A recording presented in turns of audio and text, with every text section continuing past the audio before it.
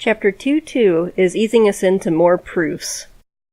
These will mostly deal with divisibility, rational numbers or fractions, modulus, and just doing some more proofs. First, we need to look at some definitions. The first definition is that an integer n is divisible by a non-zero integer k if there is an integer q such that n is equal to k times q. So another way of saying this is that k divides n, k is a factor of n, or n is a multiple of k. A real number r is rational, or in other words a fraction, if there exists integers a and b, where b is not zero, such that r is equal to a divided by b. A real number is irrational if it is not rational.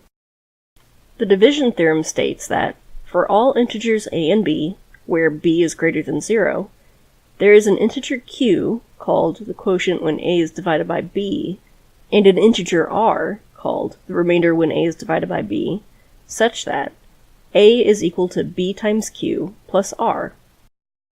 This might make more sense if we look at it like elementary school math when we used to do division by hand. Definition 4 is used to tell us that modulus is used to describe the remainder when one integer is divided by another. So, a modulus b is equal to r, where r is the remainder of a divided by b. So calculating modulus is pretty easy. You just use division like you would in elementary school, and then take the remainder, and that's your answer. Most computers also have a calculator installed where you could use the mod operator there. So in this chapter we have proofs like, if a divides b and a divides c, then a divides b plus c. So we need to write b such that it's divisible by a, so b is equal to k times a. And we need to write c such that it is divisible by a, so c is equal to l times a, where k and l are just arbitrary numbers to represent that it's something times a to get that number.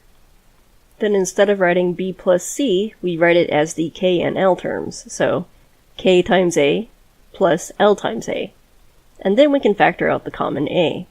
And that's in the form of a times some integer, and that shows that it is divisible by a.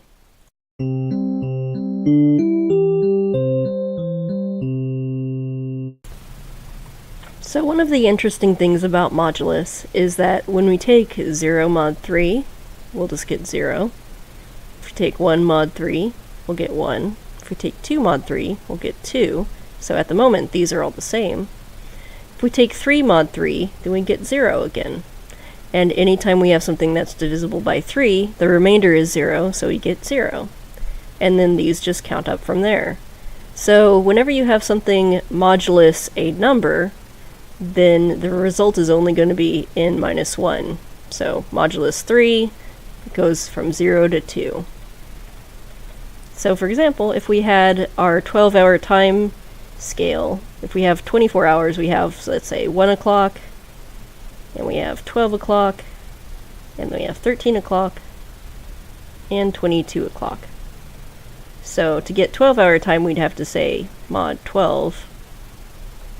So 1 mod 12 is just going to be 1, and I can open up the calculator and we can see this. So 1 mod 12 is 1. 12 mod 12 is going to be 0. They divide evenly. 13 mod 12 is 1 again, so we can say this is 1 o'clock. This is 1 o'clock. And this would essentially just be 12 again. 22 mod 12 is going to be 10, so this would be 10 o'clock at night.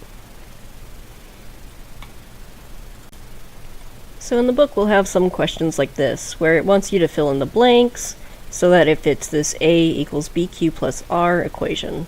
So first let's just label these. This is a equals b times q plus r. So we have the thing that's getting divided by something, 73. It's getting divided by some number b, which we don't know. What is it getting divided by? And it's going to result in 6 plus some remainder.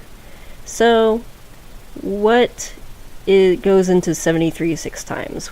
Well, let's say we have 73 divided by 6. That's 12. 12 times 6 is 72. So we'll go over here and say this is 12. and that's pretty close. That's the closest thing we can get. So b here is 12 times 6. And then if we do this math, then that just ends up being 1, so the remainder is 1. Another question in the book will be just to compute some mod numbers. So we'll just take 1000 divided by 7, and I like to use a calculator just because we can use calculators, so it could go into it 142 times. So 142 times 7 is 994, and then we do our subtraction. So this should just be 6. 1,994, 6. So the remainder is 6. So then this is equal to 6. And then we'll have proofs like this. So if A divides B and C divides D, then AC divides BD. So we have to kind of rearrange these. Let's say B is equal to K times A, so some number times A. And we'll have BD. So D is equal to L times, I'll just write that like that, L times C, so some number times C. So then we can say if AC should divide BD, so AC, BD, let's do B and D, so KA times LC. So then this can also be rearranged to write it as AC times KL. So then that shows that AC divides BD because it is multiplied by it. So these proofs so far are not too bad. We have evens, odds, multiple of some number, and then also divisible. So just remember to take it step by step. You'll need to swap out things based on whether they're even, not an S, 2k, or odd, 2k plus 1, or multiple of something, so n times k, or divisible by something. So also basically n times k. So just take it step by step. These aren't very hard, just gotta practice.